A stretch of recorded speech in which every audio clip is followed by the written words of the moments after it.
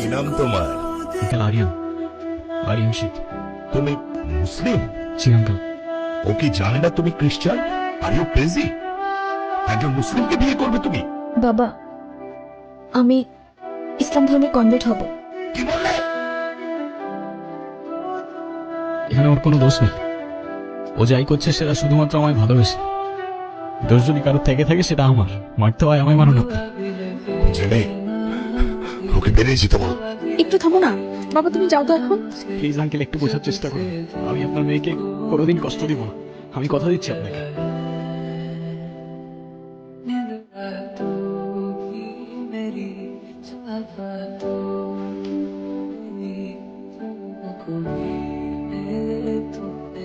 আসসালামু আলাইকুম। ওয়ালাইকুম সালাম। ওই দিন আর কে ছিল তোর সাথে?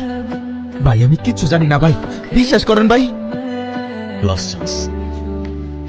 কে কে ছিল? স্বাগত।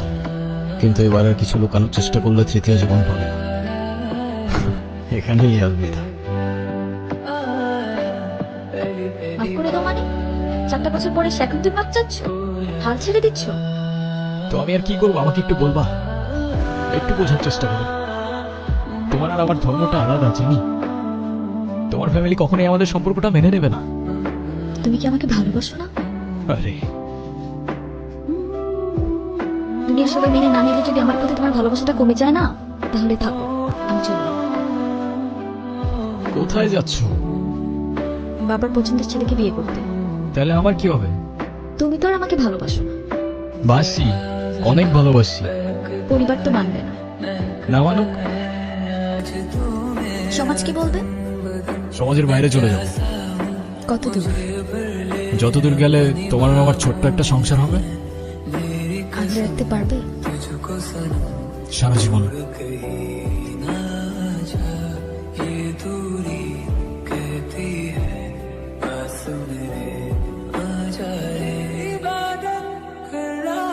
হ্যাঁ বলো। কোথায় আছিস তুই? এই তো বাজার করে বাসায় যাচ্ছি। কেন? আগে বলো, গুড নিউজ শুনবা না ব্যাড নিউজ? ব্যাড নিউজটাই আগে শুনি। ব্যাড নিউজটা হচ্ছে তোমার এখন থেকে মাঝে মধ্যেই বাজার করতে হইতে পারে। কেন? কারণ গুড নিউজটা হচ্ছে নতুন চাকরিতে তোমার হাজবেন্ডের কাজের অনেক চাপ থাকবে এখন থেকে।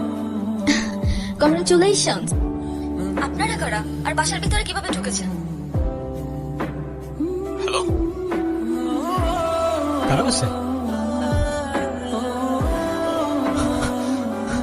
Jenny, jenny, jenny. তুষারকে কোথায় পাবো?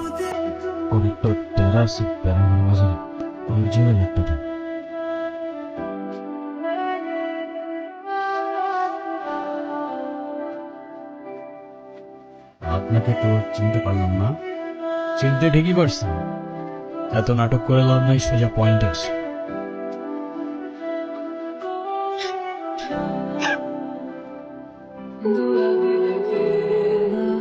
এতবার নিষেধ করার পর সিগারেটটা ছাড়তে পারলো না। তোমার মনে আছে?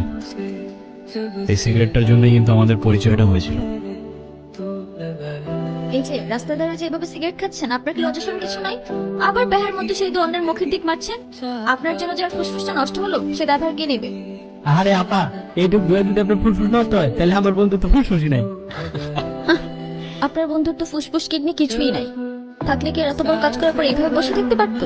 তো এখন কি করতে হবে? সরি বলে এটা আবার আমাকে বলে দিতে হবে? এই না ভাই, আপনার সাহস তো কম না, আপনি কারে কি করতেছেন? সরি। তোর বন্ধু মাহিন্দ্রে কল দিতেছি, কথা বল। কি করুন ভাই? বলবি কাল সকাল 10টায় নদীর পাড়ে থাকতে। ভাই দেখ, তুই আমার মারিস না। তোর কি লাগবে ক, আমি তোরে দিব। তুই, তুষার আর টুটুল বাদে চতুর্থ ব্যক্তিটাকে। ওর বাপ দাদা খানদান পুরা বায়োডাটা আমার চাই। ভাই দেখ, আমি কিছু জানি না আর আমি কিছু করিও নাই। আরে আমি কিছু জানি না, আমি কিছু করি নাই সালা। সবার গানের একই সুর। সালা আমি তাতে পুরো দুনিয়াটাই মিস পাবো। তোর দুই বন্ধুকে ওপারে পাঠিয়ে দিস। এখন সত্যি সত্যি বল, তোদের সাথে আর কে ছিল? তা নাহলে তোকেও তোর বন্ধুদের কাছে পাঠিয়ে দিব, ওরা তোকে খুব মিস করছে। বস আমার মায়ের না, আমি কিচ্ছু করি নাই। যে লোক আম করে ডাকাতের লেগে অফার দিছিল ওই লোকটা আমরা চিনিও না, তো সেই এলাকারই হইব। আপনার বাসায় কই কি আছে সবই লোক জানে।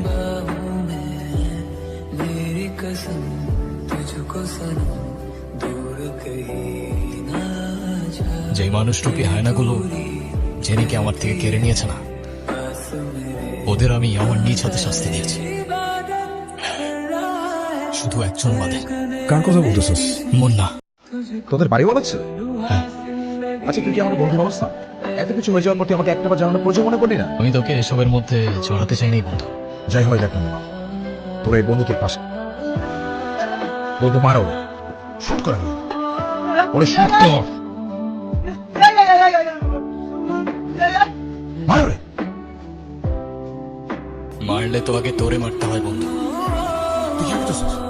তোর মারা ঠিক আছে? দেখ তো চেহারাটা কমন পড়ে কিনা।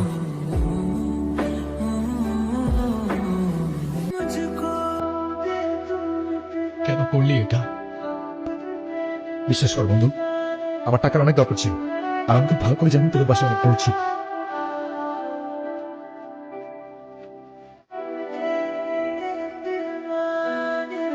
সব তো পেয়েই গেছিলি না, তাহলে জেনে রে কেন পারলি? আপনারা কারা? বাসার ভিতরে কিভাবে ঢুকেছেন? জরিফা, তাহলে এখন কি করবি? আমার মারবি? তাহলে শুট কর, আমরা তোর বন্ধু। দাঁড়া আছিস কেন? মাইরে বলো আমারে। তোরে আমি এত সহজে মারবো না।